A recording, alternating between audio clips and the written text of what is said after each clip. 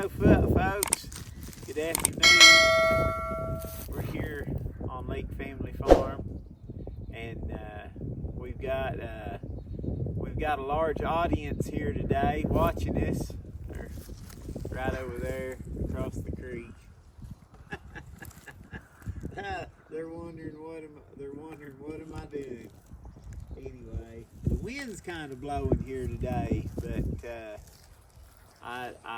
if you can hear me, I'm going to show you something that my grandpa taught me a long time ago, and I'll tell you a little bit about it as we go. We're going to do two different ones. We're going to use first one. We're going to use a little pop bottle or water bottle.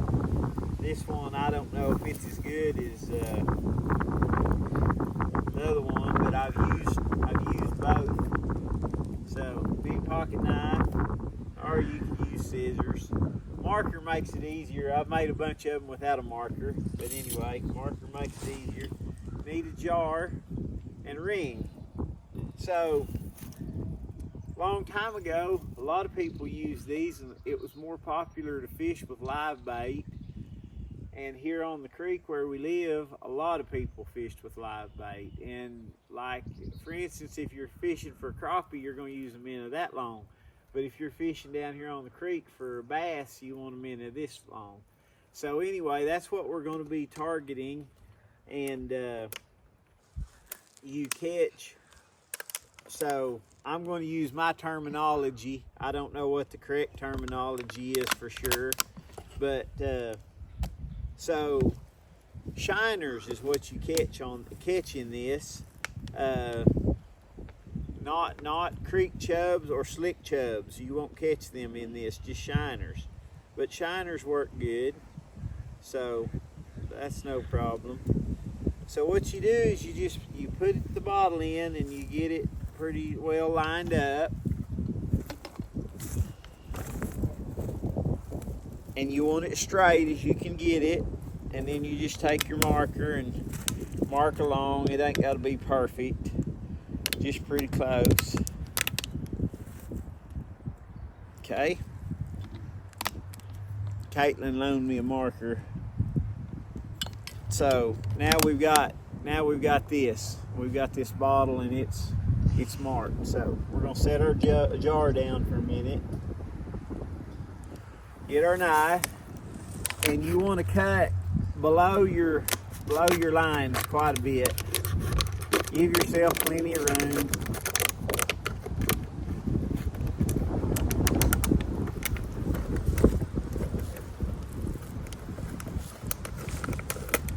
Okay. Now we've got this. We cut the ring off that end. So now you want to take and make some cuts down like that. This is a little bit flimsier than a 2 liter, which that's okay. Okay, so I want them to be able to be ears like that. Okay, so now go, and we want 3 or 4 of those. 3 or 4 of those around. Like I said, they ain't got to be perfect.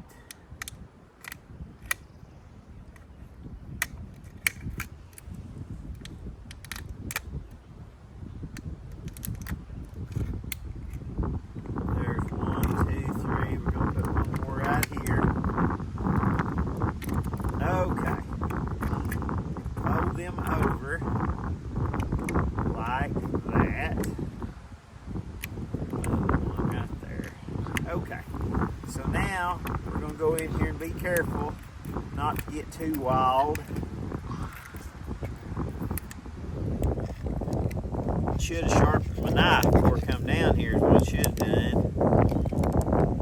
Okay, we're going to peel that around like that.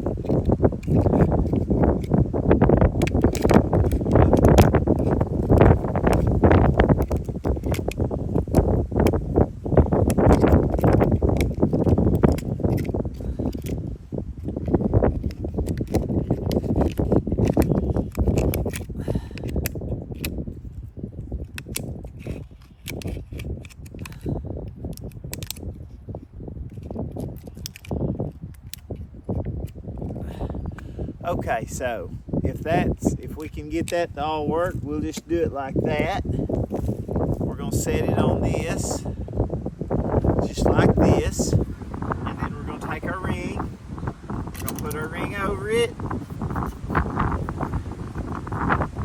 There you go. See? That's what we got. So there's one. Okay. Now we're gonna go to the next one, and it's a big largemouth.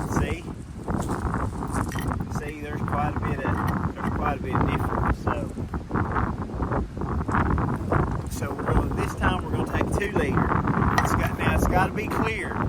It can be a Pepsi or a Coke or a Dr. Pepper, but it's got to be clear. If it's not clear, it won't work. Okay. So we're going to cut this. Okay. So now we're going to cut this red ring off. You don't want anything that's going to, booger them or whatever. Okay, just like that.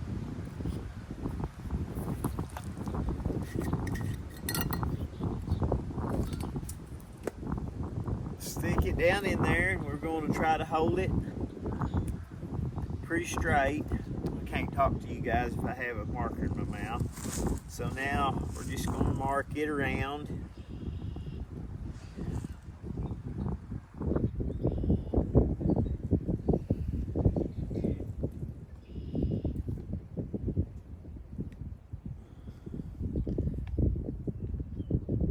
Okay.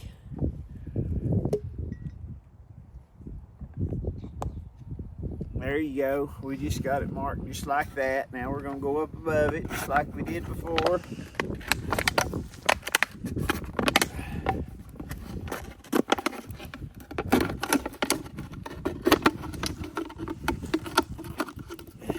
Look at these cows. The cows are still, they're just laying over there watching, trying to figure out what we're doing. Okay, same thing, cut down to our line, bend those out. We want probably about 4.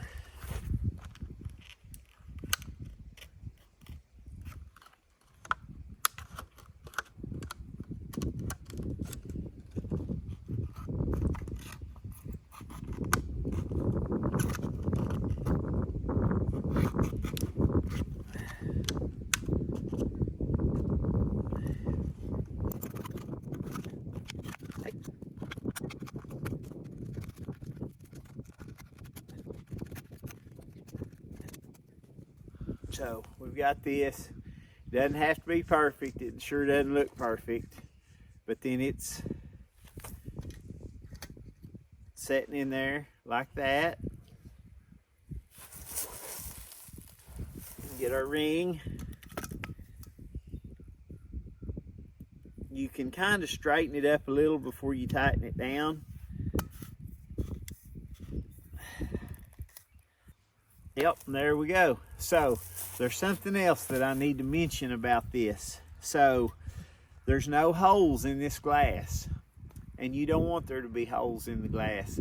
So the way that we're going to set these, only a glass jar will work. It doesn't need to have a back in it. But when you're catching minnows in these, you have to stay close to the jars, because they'll fill up with minnows really quick, and you're going to have to watch them, and you're going to have to get the minnows out, because if you don't, they'll run out of oxygen in here, because water can't flow in. It can't flow in from the back. It won't come in. So the oxygen will be gone. They'll die. So you have to watch, and you need a minnow bucket. You need to pour them out. So anyway, we're gonna check it. We're gonna check it out here in just a minute, see if it'll work. So I'm gonna cut those ears off. Boy, you got a really dull knife. Yeah, with my knife. I was cutting hay twine or net wrap, and I didn't think it was this dull, but it's pretty dull. So anyway, Hey, this just proves that you can take a cheap dull knife and you can still make this at home. All right. So now we've got this. We've got this. I'm gonna put my waders on and we're gonna go set them. So hang with me for just a minute. While you're waiting on me, we need you to like and subscribe to our channel and share it with all your friends. We really appreciate it. Hang on, I'll be right with you.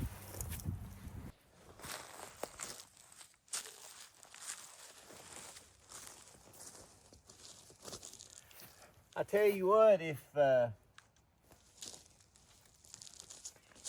you guys do a lot of outdoor stuff, you know, trapping or fishing or whatever, these waders, I had them custom made. When I had them custom made, I weighed 416 pounds. But I have built fence and trapped and used them to wade the creek and deer hunted and everything in them, and it can be freezing. Ice can be froze on the creek, and these waders, I think they cost me about $300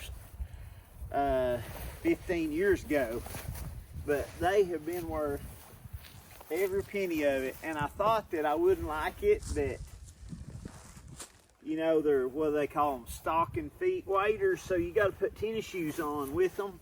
But that's the only way to do it, because a pair of tennis shoes is cheap and you wear them out and throw them away and buy another pair, but the waders are still good.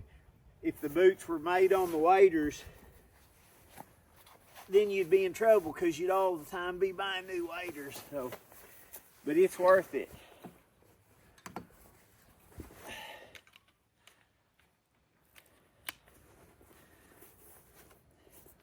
I got lots of room. Okay, we're gonna go set the traps now. Okay, so the way I used to do this is I had about 8 or 10 of these made up and put them in a backpack. And then I'd bring them down here when I got ready to go fishing, and I'd bring a pack of crackers. I'd take about 3 crackers and crumble them up and put them in the jar.